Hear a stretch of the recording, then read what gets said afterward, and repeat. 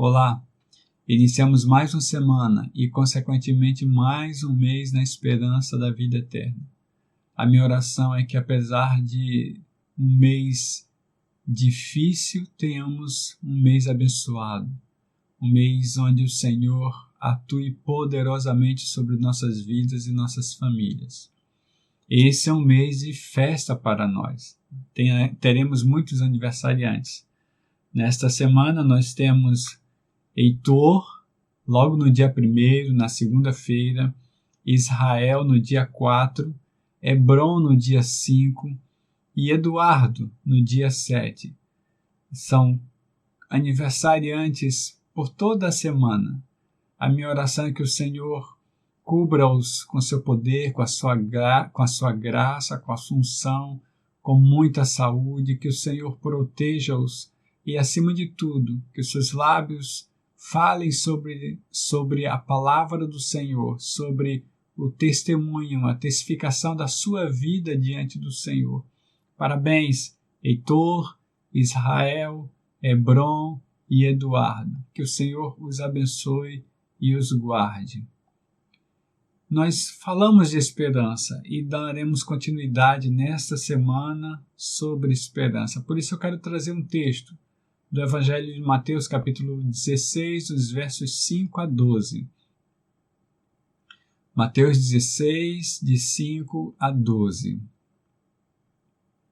Diz assim a palavra de Deus: Indo os discípulos para o outro lado do mar, esqueceram-se de levar pão. Disse-lhes Jesus: Estejam atentos, tenham cuidado com o fermento dos fariseus e dos saduceus. E eles discutiam entre si, dizendo: É porque não trouxemos pão. Percebendo a discussão, Jesus lhes perguntou: Homens de pequena fé, por que vocês estão discutindo entre si sobre não terem pão? Ainda não compreendem? Não se lembram dos 5 pães para os 5.000 e de quantos cestos vocês recolheram? Nem dos 7 pães para os 4.000 e de quantos cestos recolheram? Como é que vocês não entendem que não era de pão que eu estava falando, ou que eu estava lhes falando? Tomem cuidado com o fermento dos fariseus e dos saduceus. Então entenderam que não estava lhes dizendo que tomassem cuidado com o fermento de pão, mas com o ensino dos fariseus e dos saduceus.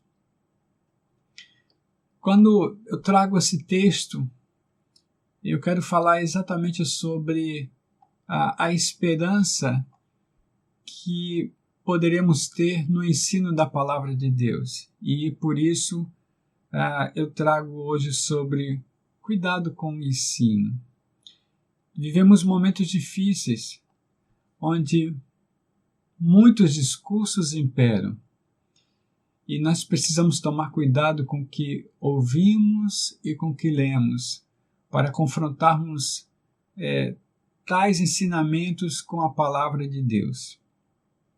E eu quero falar exatamente de algumas informações que nós podemos colher no texto para não sermos enganados, ou seja, sermos engodados com o fermento do ensino falso. Primeiro, precisamos entender que nossa fonte de pesquisa revela sempre nosso estilo de vida. Entenda, sua fonte de pesquisa revela seu estilo de vida. Veja o verso 7. Disse-lhes Jesus, estejam atentos e tenham cuidado com o fermento dos fariseus e dos saduceus. Fermento aqui é ensino. Jesus testifica isso mais adiante. Por isso nós precisamos entender a palavra. Mateus capítulo 7, nos versos 28 e 29, Mateus 7, 28 e 29, o texto diz que quando Jesus acabou de ensinar ou dizer essas coisas as multidões estavam maravilhadas com o seu ensino, porque ele as ensinava como quem tem autoridade, e não como os mestres da lei. A fala de Jesus era uma fala que entrava em consonância com a sua vida. Era uma fala que era congruente com os seus atos. Por isso ele maravilhava. Por isso ele maravilhava as pessoas. Nesse sentido, precisamos ter o cuidado de trazer em nossa fala aquilo que vivemos. E não em si aquilo que de repente precisamos que as outras pessoas tenham ou esperam de nós. Nesse sentido, a palavra de Deus em João capítulo 12, nos versos 49 e 50, João 12, 49 e 50, traz uma fala de Jesus Cristo, quando ele diz: pois não falei por mim mesmo, mas o Pai que me enviou me ordenou o que dizer e o que falar. Sei que o seu mandamento é a vida eterna. Portanto, o que eu digo é exatamente o que o Pai me mandou dizer. Veja que a gente está falando, a gente está referenciando sobre o Filho de Deus. Na realidade, a gente percebe que é o próprio Deus encarnado. É assim que a Bíblia diz, né, em João capítulo 1, é o próprio Deus encarnado. O Verbo se fez carne. E ele deixa claro que ele mesmo só fala daquilo que o Pai disser. Porque aquilo que o Pai disser é a vontade boa, perfeita e agradável para nós. Romanos capítulo 12. Então, nesse sentido, o próprio Jesus fala daquilo que Deus manda ele falar. Por isso, nós temos que ter cuidado com as nossas fontes de pesquisa. Aqueles programas que nós vemos, aqueles programas que nós ouvimos, as reportagens que nós lemos, as falas que nós trazemos para nós, né, nessas pesquisas diárias, precisamos entender que elas devem estar em linha com a palavra do Senhor. Essa é a preocupação de Jesus Cristo. Cuidado com o fermento dos fariseus e dos saduceus, ou seja, cuidado com o seu ensino. É comum entre nós dizermos que, porque é um conteúdo evangélico, serve para nós. No entanto, nós percebemos que muitos ensinamentos que andam por aí podem estar levando pessoas para o inferno, mesmo falando de Bíblia, mesmo falando de conteúdo evangélico, pode estar acontecendo assim. O texto de Atos, capítulo 16, capítulo 17, nos versos 16 a 23, nos mostra o apóstolo Paulo. Ele está em Atenas e ele fica profundamente indignado ao ver que a cidade estava cheia de ídolos. Perceba, ele entra em contato com pessoas da igreja e com pessoas fora da igreja, né? E quando eu falo pessoas da igreja, eu estou falando que ele entra em contato com pessoas do corpo de Cristo e pessoas que também não se interessavam por isso. Então veja o verso 17.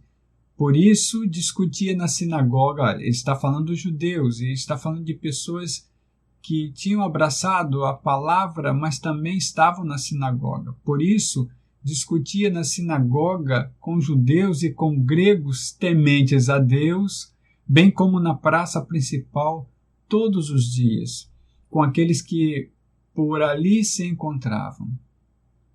E ali estavam também alguns filósofos epicureus e estoicos começaram a discutir com ele. Alguns perguntavam: o que está tentando dizer esse tagarela? Outros diziam: parece que ele está anunciando deuses estrangeiros, pois Paulo estava pregando as boas novas a respeito de Jesus e da ressurreição. Então levaram Paulo a uma reunião no Areópago e aí eles lhe perguntaram: podemos saber que novo ensino é esse que você está anunciando? Verso 20 em diante mostra o apóstolo Paulo conversando com eles sobre tudo aquilo que ele tinha para falar. Mas veja como o texto começa, né? Capítulo 17 de Atos, no verso 16. Paulo está indignado, profundamente indignado, diz a palavra, por causa dos ídolos, dos ensinamentos, e nos textos deixam claro, os textos deixam claro um tanto nas cartas aos Coríntios, na carta aos Romanos e as demais cartas que o Paulo entrou numa colisão ferrenha exatamente porque o corpo de Cristo, a Igreja de Deus, se deixou influenciar por muitos desses ensinamentos. Precisamos entender assim: a sua fonte de pesquisa revela seu estilo de vida. Então, nesse sentido, nós geralmente procuramos aquilo que nos interessa. Vou repetir, porque aqui vai uma ponte para o nosso próximo ensinamento. Nós geralmente procuramos aquilo que nos interessa. Isso me faz perceber que a minha vida se alimenta daquilo que eu creio. A sua vida se alimenta daquilo que você crê. Veja, é uma sequência. Quando eu pesquiso porque me interesso. Então eu estou me alimentando daquilo que eu estou pesquisando, daquilo que eu vou crendo, daquilo que eu vou colocando para o meu ser, daquilo que vai me alimentando. Por isso, precisamos ter cuidado. Deixa eu falar de uma outra forma. Você é quem você crescer. Você é quem você crescer. Da forma que você crê, você vive.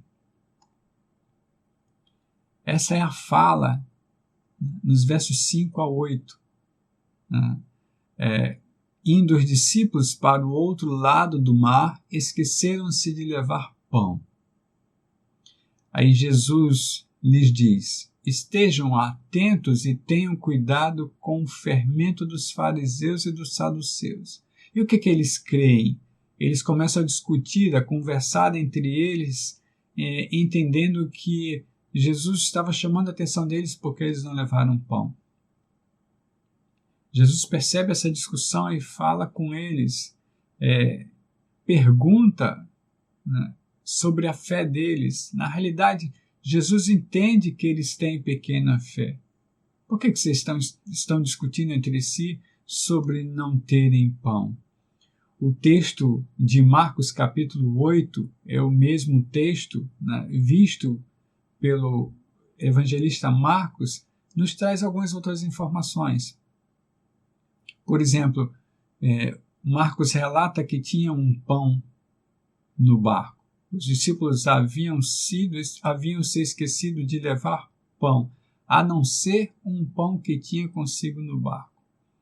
E Jesus Cristo chama a atenção deles, né? Estejam atentos, tenham cuidado com o fermento dos fariseus e com o fermento de Herodes.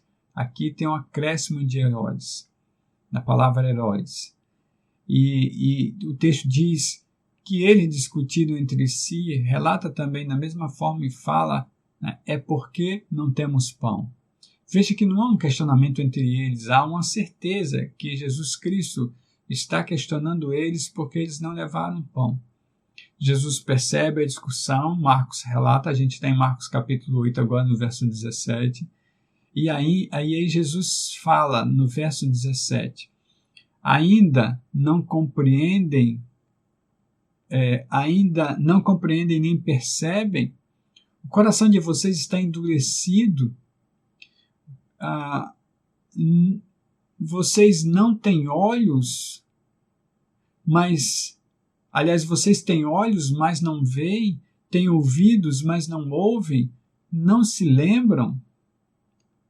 E aí, nesse sentido, a gente percebe que Jesus Cristo deixa claro que o coração deles está endurecido. Endurecido. Muitos de nós temos coração endurecido. E nós nos alimentamos daquilo que não precisaríamos nos alimentar. Em Lucas capítulo 12, no verso 1, Jesus deixa claro que o fermento dos fariseus é a hipocrisia. Hipocrisia. Falar, mas não viver. Tentar mostrar uma fé que não se vive. Coração endurecido nos afasta do Senhor. Faz com que nós olhemos, mas não enxerguemos. Não entendamos o que estamos ouvindo. E muitas vezes nós colocamos para dentro de nós ensinamentos nos nossos corações e nas nossas mentes que não são ensinamentos do Senhor.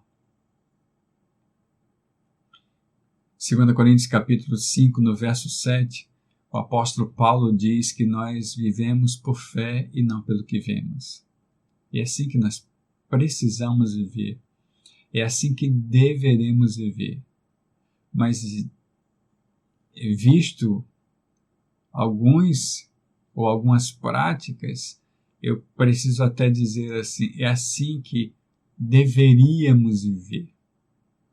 Pela fé e não pelo que vemos. Porque viver pela fé é colocar o corpo como sacrifício vivo, santo e agradável ao Senhor. Romanos capítulo 12, verso 1. E o apóstolo Paulo diz que esse é o ato, o culto racional. Como assim, Hamilton? Fé e razão, exatamente. A consciência me diz que viver pela fé é viver pela vontade de Deus. Exatamente, não pelo que eu vejo, mas pela vontade de Deus. Não pelo que eu quero me alimentar, mas pela vontade de Deus. Porque eu entendo claramente que as minhas pesquisas, elas são induzidas exatamente pelo que eu quero me alimentar. Ou seja, pela minha fé. Ou seja, por crer. A minha vida se alimenta daquilo que eu creio. Precisamos ter cuidado com isso. Temos tido tempo para isso. E eu estou trazendo essa palavra para dar continuidade à noite. E na semana que vem a gente vai trazer mais algumas informações acerca do que eu estou falando nesta manhã. Lucas capítulo 12, no verso 1, eu repito, o Senhor diz que o fermento dos fariseus é hipocrisia. Não existem princípios confusos diante da palavra de Deus ou na palavra, mas os discípulos aqui estavam com princípios confusos, exatamente porque não estavam entendendo a palavra. Mateus capítulo 6, nos versos 28 a 31, aliás, se a gente quiser aprofundar um pouquinho mais, um pouquinho à frente, o Senhor traz, né? Vocês não precisam viver ansiosos pelo que comer ou pelo que vestir. Mateus 6, 28 a 31, basicamente quero ler os versos 30 e 31. Jesus diz assim: se Deus veste assim a erva do campo que hoje existe e amanhã é lançada ao fogo, não vestirá muito mais a vocês, homens de pequena fé? Portanto, não se preocupem dizendo o que vamos comer, ou o que vamos beber, ou o que vamos vestir. Muitos de nós estamos nos deixando alimentar por informações que prejudicam a nossa vida, que deixam o nosso coração ansioso, que faz com que as nossas mentes não andem no presente, mas estejam no futuro preocupadas o que haverá de acontecer, como é que eu estarei daqui a uns dias, quando vai terminar isso? E aí Jesus deixa claro. Por que vocês estão ansiosos? Não busque as notícias ruins, busque as notícias sinceras, as verdadeiras. Cuidado com as fake news. Cuidado. Cuidado com notícias falsas. Porque eu entendo claramente que sua vida se alimenta daquilo que você crê.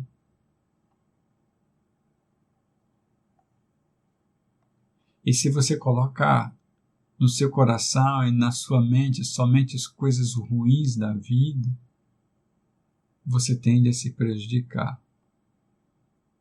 Isso nos ensina, ou nos traz mais um ensinamento do texto. A falta de entendimento pode levar à falta de confiança. Perceba, eu pesquiso aquilo que me interessa. A minha fonte de pesquisa revela quem sou, meu estilo de vida.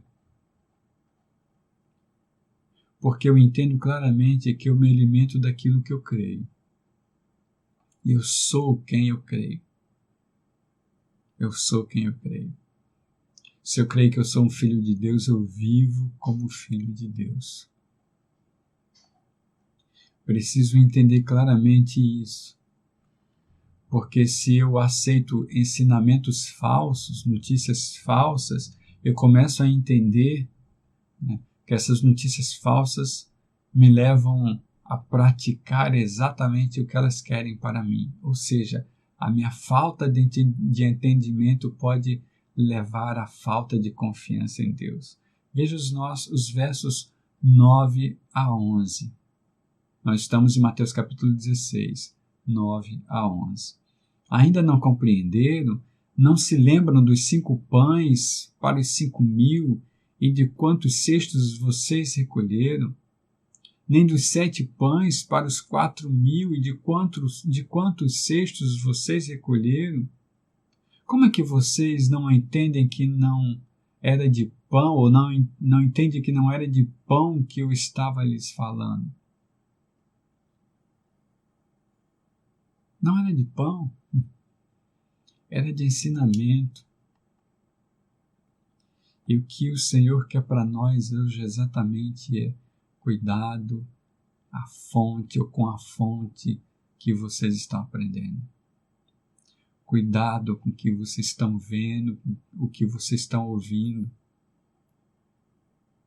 Cuidado com os ensinamentos, porque eles podem estar corroendo a fé de vocês. E de repente vocês vão perder a confiança. Porque o que vocês procuram, de repente pode estar em desacordo com o que a palavra de Deus quer para vocês.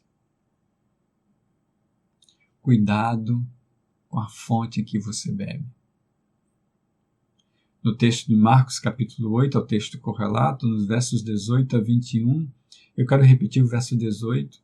Vocês têm olhos, mas não veem. Têm ouvidos, mas não ouvem. Não se lembram? E aí Jesus fala praticamente as mesmas palavras, ou seja, são palavras repetidas, né? E aí ele diz: vocês ainda não entendem? Vocês ainda não entendem? Isso me lembra o texto de Marcos capítulo 6, no verso 52. Marcos 6, 52, quando Jesus Cristo, naquele texto que nós vimos na semana passada, Jesus anda sobre as águas, né? E vimos também na semana retrasada, eles confundem, os seus discípulos confundem Jesus com um fantasma, e aí ele acalma os seus discípulos, ele sobe no barco, vem ao barco, ou seja, vem a bordo e acalma o tempo. eles ficam extasiados com aquele ato. E aí no verso 52, capítulo 6 de Marcos 52, o texto relata que eles não tinham entendido o milagre dos pães. E diz que seus corações estavam endurecidos. Aqui há uma repetição do profeta Ezequiel, capítulo 12, no verso 2. Ezequiel 12, 2. Quando Deus diz ao profeta, filho do homem, você vive no meio de uma nação rebelde. Não crê.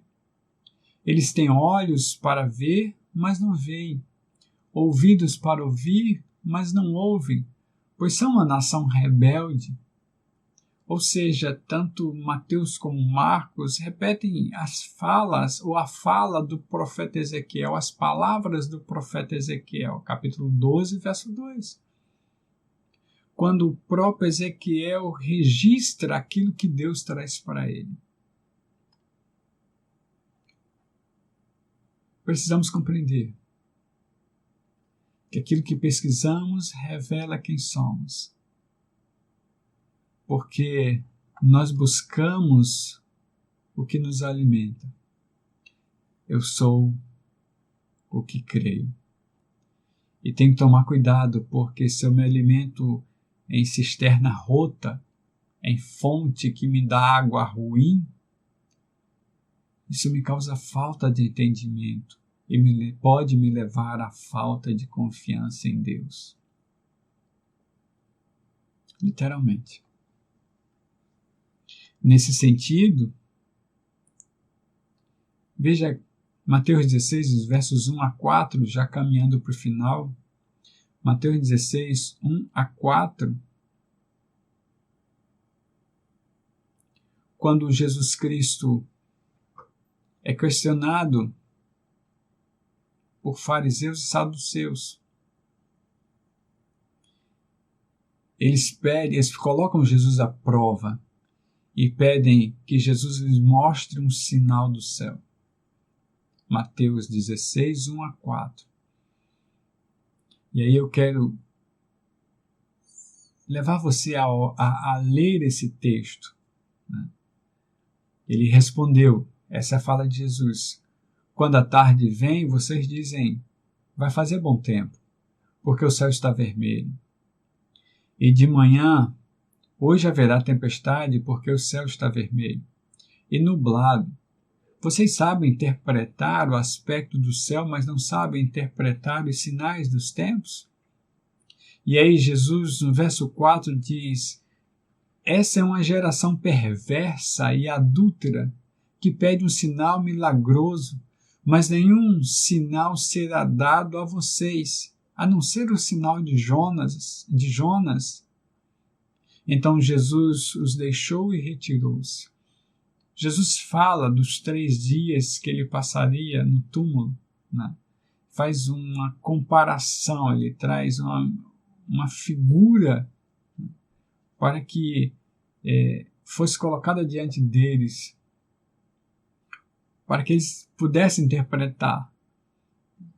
Mas o que eu quero falar aqui é que Jesus não precisava executar milagre algum para provar sua identidade diante daqueles homens, diante de ninguém. Deus não precisa executar nada para provar que é Deus. Você não precisa executar nada para provar que é filho de Deus. A palavra deixa claro quando Deus fala a Jeremias sobre o novo pacto. E Deus diz a Jeremias, eu colocarei a minha lei no coração deles.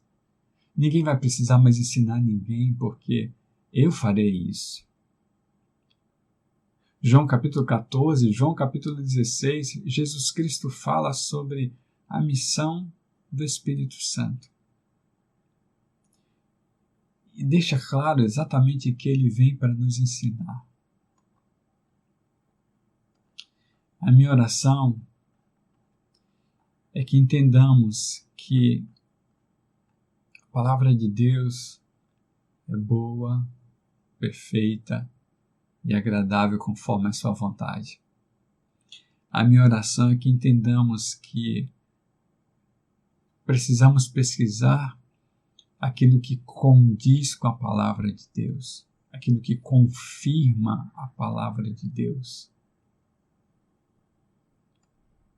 Porque entendo claramente que a minha fonte de pesquisa revela meu estilo de vida. A gente precisa entender que a vida da gente se alimenta daquilo que a gente crê. Exatamente assim, você é quem você crê. E a gente precisa entender que a falta de entendimento, se a gente busca em fontes de águas ruins, pode nos levar à falta de confiança em Deus. Nesse tempinho que eu tenho junto ao Evangelho, eu tenho visto muitas pessoas que começaram fervorosas no caminho com o Senhor. Passaram por alguns problemas, realmente problemas terríveis, problemas difíceis, e as pessoas que elas ouviram influenciaram muito para que elas simplesmente não crescem mais em Deus. Muitos de nós passamos por isso. O apóstolo Paulo diz que nós precisamos continuar no primeiro amor. O apóstolo João também fala sobre isso. O que é esse continuar no primeiro amor? É entendermos que Deus é o mesmo, sempre foi o mesmo, sempre será o mesmo. A sua palavra, ela é eficaz diante de nós. E segundo o escritor de Hebreus, ela é mais poderosa que espada de 2 gumes. Espada que entende claramente, sabe discernir as intenções do meu coração. E se nós formos falar sobre isso, nós podemos ficar aqui o dia todo, porque o Senhor conhece o meu sentar, o meu levantar, sabe para onde vou, e eu não posso fugir da presença dEle. Ainda a palavra não me vem aos lábios, o Senhor já conhece todas as minhas palavras. Porque de modo assombroso, Ele me formou no ventre de minha mãe e escreveu todos os meus dias no seu livro. O livro de Deus tem todos os meus dias registrados. Então, eu preciso entender que aquilo que eu busco na palavra dele. Para que eu entenda claramente quem tenho que ouvir, em que cisterna eu vou beber água, que fonte eu vou buscar, para que me fortaleça cada vez mais a fé no Senhor. Eu quero concluir no texto que eu já trouxe, que eu já adiantei, Mateus capítulo 16, verso 12. Quando os discípulos entendem que Jesus não estava falando sobre cuidado com o fermento do pão em si, mas com o ensino dos fariseus e dos saduceus. Cuidado com quem você aprende, o que você aprende. Cuidado com a fonte em que você bebe. E a minha oração é que você esteja arraigada, ou seja, alicerçado, alicerçada na palavra do Senhor para a honra e glória dele. Vamos orar? Deus, quero te agradecer, engrandecer o teu nome, porque a tua palavra não volta vazia, ela é poderosa para transformar a vida. E a minha oração é que a tua palavra nesse momento esteja transformando vidas para a tua honra e glória, Senhor. Quero pedir mais uma vez que tu continues renovando as tuas misericórdias sobre o mundo. Quero pedir, Senhor, pelos profissionais de saúde do mundo todo que estão sofrendo nas UTIs, como intensivistas, que estão sofrendo na linha de frente, técnicos de enfermagem, enfermeiros, médicos, psicólogos, assistentes sociais, enfim, todas as equipes que estão diante desta pandemia, diante dessa doença que assola o mundo nesse momento. A minha oração é que o Senhor os mantenha firmes para a tua honra e glória. Coloca as tuas mãos sobre eles, Senhor, protegendo cada um deles, porque eles sofrem a pressão do atendimento, a pressão do preconceito, a pressão, Senhor, do medo. Senhor, protege-os no nome de Jesus. Que o Senhor dê sabedoria aos líderes políticos, aos chefes de Estado, aos presidentes, aos príncipes, aos primeiros ministros. Que o Senhor fale ao nosso presidente no nome de Jesus, como ele precisa governar esse país. Que o Senhor fale aos nossos governadores e prefeitos, para que eles ouçam a fala de Deus e para que eles entendam o que tem que fazer. Enfim, Senhor, nos protege para a tua honra e glória. Precisamos da tua proteção diante de uma pandemia que mata tanta gente. Eu oro buscando o teu amor, a tua graça, a unção do teu Espírito e pedindo que tu derrames da saúde, da restauração, da ministração do Espírito para a tua honra e glória. Assim eu peço no nome de Jesus. Amém. Essa é a minha oração para você. Que o Senhor lhe abençoe e lhe guarde e que faça sempre resplandecer o rosto dele sobre você, para que você busque fonte de água viva para a honra e glória do Senhor. Que o Senhor o abençoe e o guarde.